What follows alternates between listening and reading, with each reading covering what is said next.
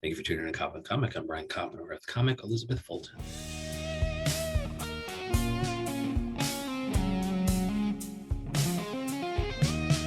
Elizabeth Fulton, how the hell are you?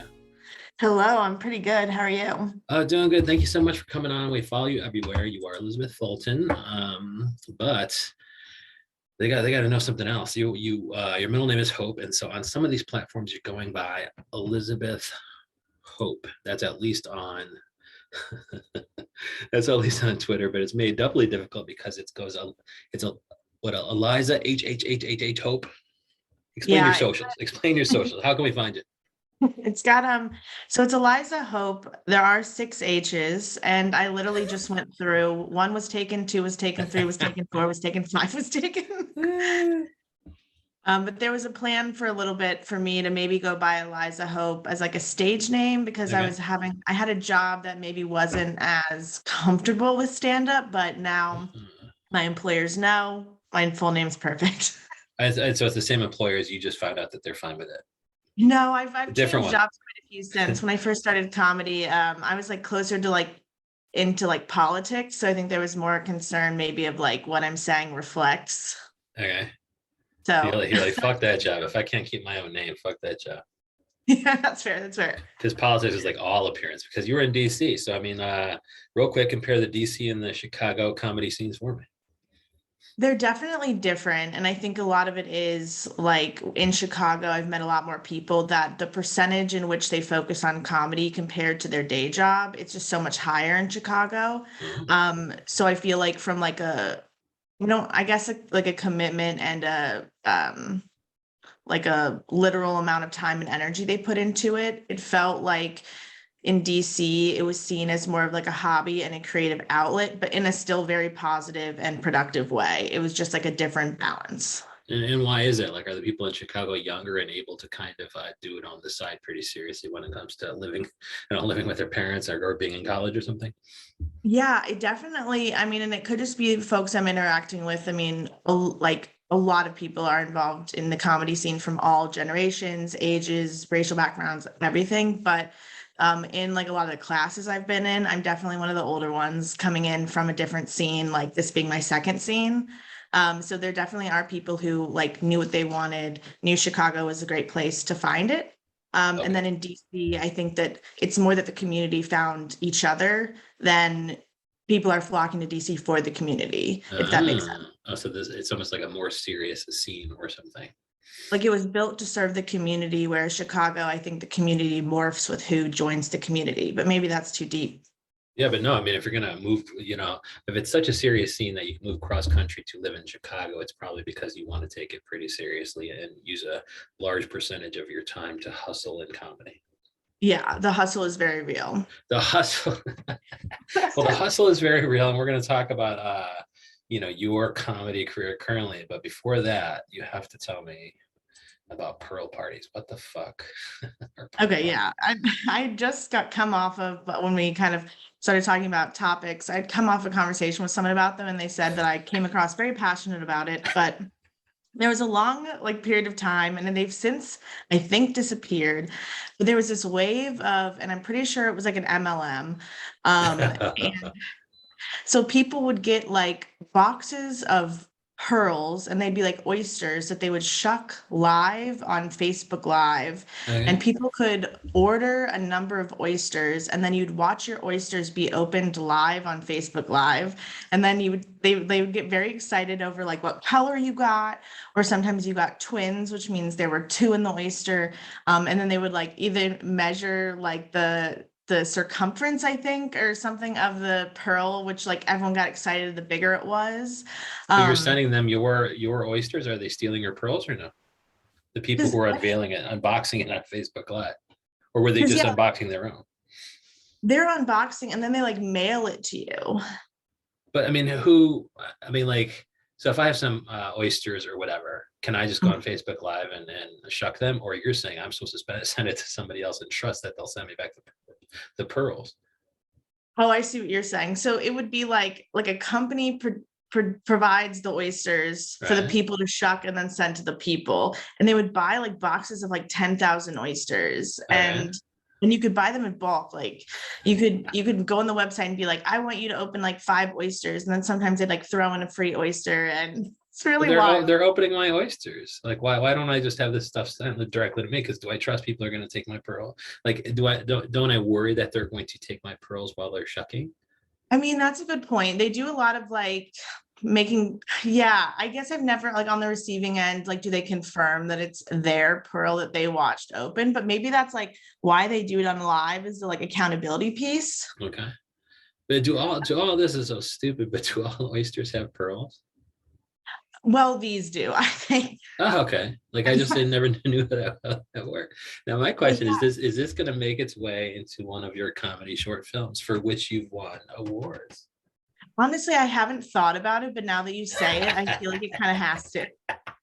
The It amount I've done like, absolutely has research to. on like how they dye the pearls different colors, and like Oh I've got a no. whole breadth of knowledge. So, How can and that it's, even be multi-level marketing though? How does that work? Like the amount of people that you bring on your Facebook Live or something?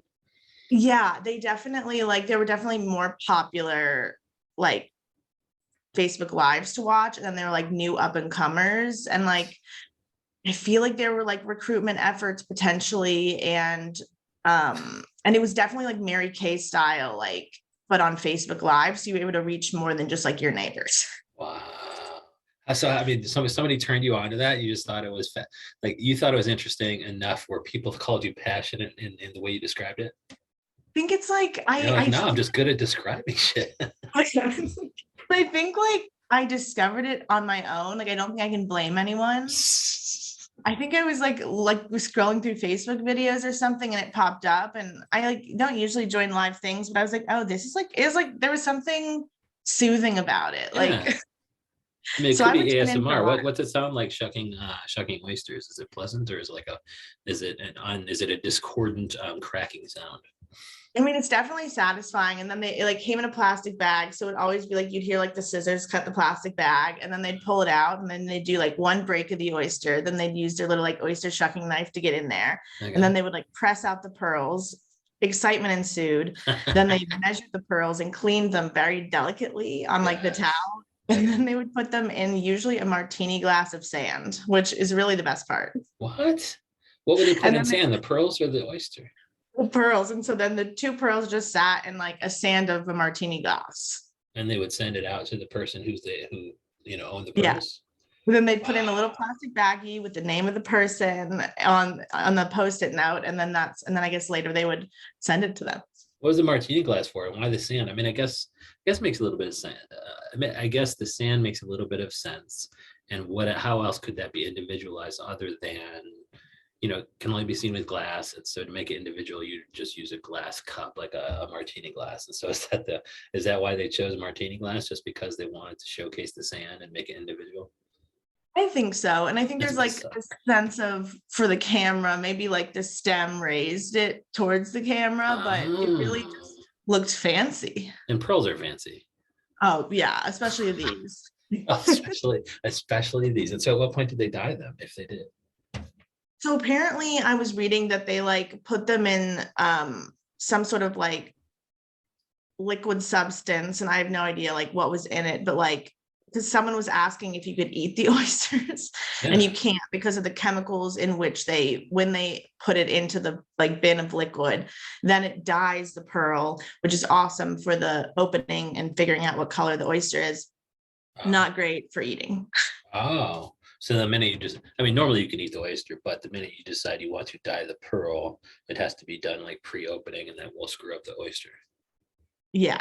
Yeah. Yeah, this has to be an Elizabeth Fulton short. Now tell me about that, because recently you won an award for best writing at one of these film fest, 72 Film Fest. Tell me about how you got involved with that. It's called, I mean, if the production company is called one thing and the thing is called another, and I get confused. Let me open it up right here. One was Crowded House, Crowded Elevator. Crowded elevator. Was that the Yeah. production company? Correct. Yeah. Okay. Yeah. And then it was called Revealed. So the short that won was No Second Chances. Okay. Oh, And so I'm looking at a different one. Yeah, I'm looking at your socials here, and I say Crowded Elevator short film Revealed received 4 nominations. So that's a different one. Yeah, that Okay. was the year prior. So we had Okay. gotten nominated in 2021, and then 2022, when with no second chances, we finally got the win. Whoa. And you wrote that? I did, Okay. yes. And you got best writing for that? Yes, Now, very yeah, exciting yeah. So still. now, So yeah. So how the hell does one do that? Like you looked at your competitors and what were they writing about and what were you writing about? Was it even a fair yeah. fight? Were you just writing about cooler shit or are you just that good at writing?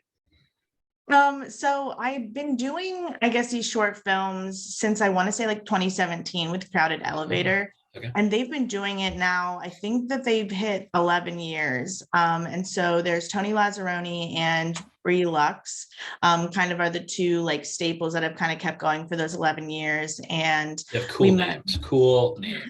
know, That they were someone like, sound. They both sound like porn stars. I will let them know that if like their careers don't go well, they have a backup. Well, that's unfortunate because it sounds like the careers are going well. Yeah, yeah. I don't think they're gonna need the plan B, but like I feel like plan A works better when you have a plan B. Yes. And so they've been doing it for a long time. Wow. Yeah, and so we had met in the improv community. So I was on a Herald team with Tony at Washington Improv Theater in, I believe, 2017. And so I had kind of sent him a script for a different sketch that I knew he did film stuff. And so I was hoping he could help me with that project.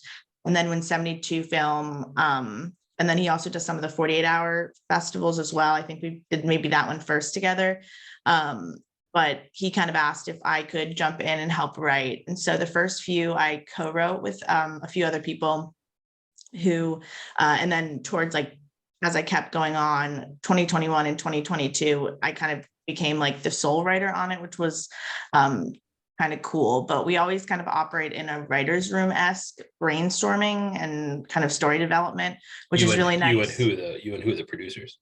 Yeah, and so Okay. definitely they were always in the room, but then there would be like the DP Chris Kane could join in, or even the actors. And so like this year, the lead actress was also a part of the brainstorming. So it kind of like slowly developed, especially when we kind of went virtual as Tony and I both moved to Chicago, and then Bree remained in the kind of DMV area. Oh yeah, Um, why did Tony move to Chicago for so career Tony moved to for comedy? Chicago for the Harold Ramis Film School, which now has been renamed to Second City Film School. But No. he completed that, I want to say about a year or two ago. Okay. So yeah, he moved here for that and then just stuck around. They have a film school at Second City. They do, yeah, yeah. It's like What does that it's pretty entail? cool. Do you get like a certificate or is there actually like masters and stuff? Yeah, I think, and these are the things I know about it because I've had a few friends go through it, but I know that you can either have a year-long program or a 2-year-long program, but kind of at the end, and you like learn from like really, really great resources, and the assignments, it seems like they're cranking out a lot of films and a lot of samples and a lot of like learning through doing. Mhm. And then at the end, there's kind of this like graduation project where it's a film that then gets screened at the Music Box, which is actually the next one is going to be this upcoming Thursday, and I'm going to go see one of my friends graduate from the program. Oh, cool. And did they change the name the minute Harold Ramis died? I think there might They're have like, been this guy's dead. Let's change it. I Didn't don't he? think so. Okay. I actually don't know why it's changed, so I don't want to speak out of turn, but I feel like that's a Google search. Yeah, I could be Google searching all these things, including Yeah. pearl parties, and will just show up in my feed forever on YouTube. All right, so how'd you become the sole writer, and what were the advantages and disadvantages of that? Like, what do you get out of having a co-writer that you miss when you become the sole writer? Yeah, I think that like with co-writing, it was nice because the rooms that are kind of like Tony Foster's, it's really improv based. So most people like on set generally are improvisers. Okay. So the way improvisers, I think, build things are through like literally hashing it out in real time. So like having a co-writer in the room, we could kind of even, I remember like on the first one, I'm pretty sure we're like, I'm going to be this character, you be this character. And some of the dialogue was even like improvised to writing. Oh, And so that kind of, it helps to have like a brain to bounce off of, which was something really beneficial. And then we have one film called Eyes On. And so there were two other writers in the room, and we kind of all accidentally, like there were 3 pods of like police officers in this film. And so we all kind of took on a pod. And so it was nice to like create clear voices through the fact that they were written kind of by separate people, which in itself brings different voices to the table. Oh. So like for that film, I think it served super well to have 3 of us. But then so some of the solo writing, I still think like, because I've done it since 2017, I kind of grew to know like a bit of the formula, keeping it simple, making sure there's a beginning, middle, end, not trying to cram a character arc that could never arc that quickly because it's really only 6 minutes. So it's like, Yeah, are all your short films 6 minutes? Like, is that what Crowded Elevator does?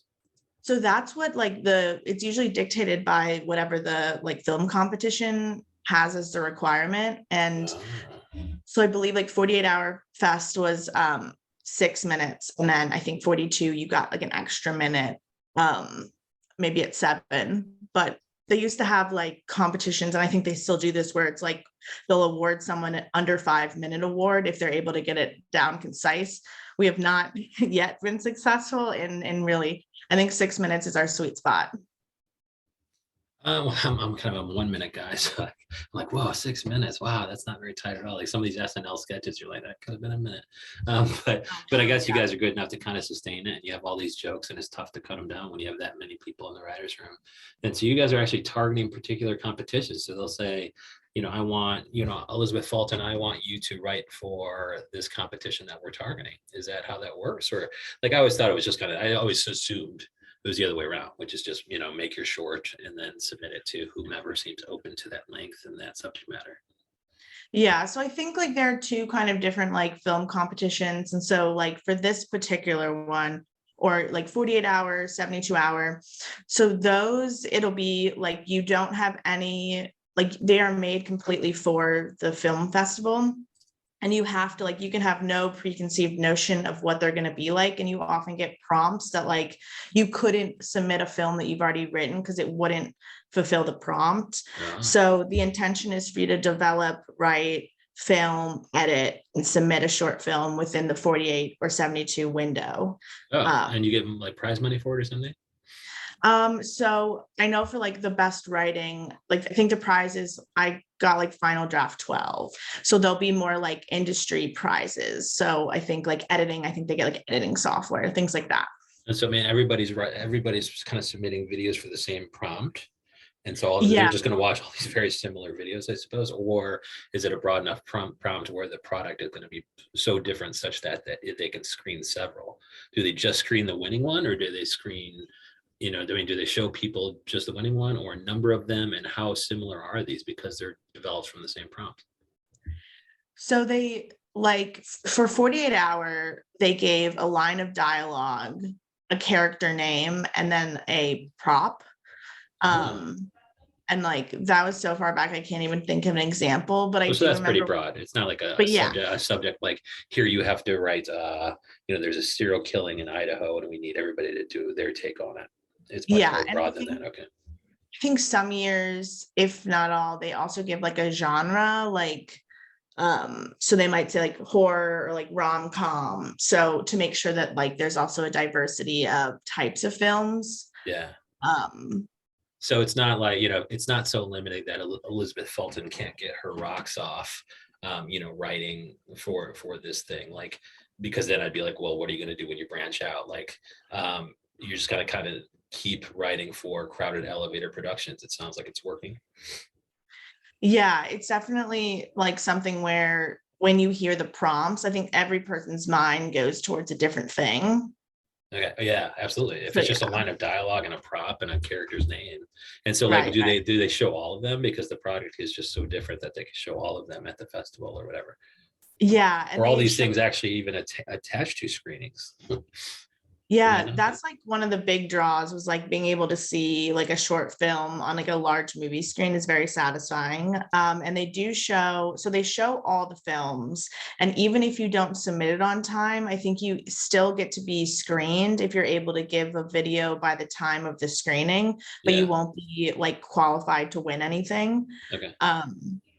but so yeah, so everyone gets to see it on the big screen. And even I saw one animation where they weren't quite able to finish the animating, but we saw their like sketches and they were able to like kind of finish the film in that sense, which I thought was super cool. Just to be able to even see what they were going for on the screen and like letting that be seen, I loved. Um, but yeah, so then they would do a second night, which is like the awards, and then they would rescreen all the people who were nominated, and then you do the awards after. So it's a very long 48 hours of anticipation. Yeah, my gosh. And so I Yeah. guess the final question I have for you before we let you go and before everybody checks out your socials, which is Eliza, a bunch of 1,000 H's and Hope. They can find Elizabeth Fulton there. But the final question is, where can people find the short that's just showing off your best writing? Like, is it linkable? Is it linked on your link tree? Yeah, so it'll be in my link tree. I think it might be at the top. It's called No Second Yes. Yeah, Chances. and so if you go to the Eliza H 6 H's Hope, then that will take you to the link tree, which will of course take you to this first link on here. No Second Chances, produced by Crowded Elevator, the best writing winner, Elizabeth Fulton. Thank you so much for coming on. Thank you so much for having me, Brian.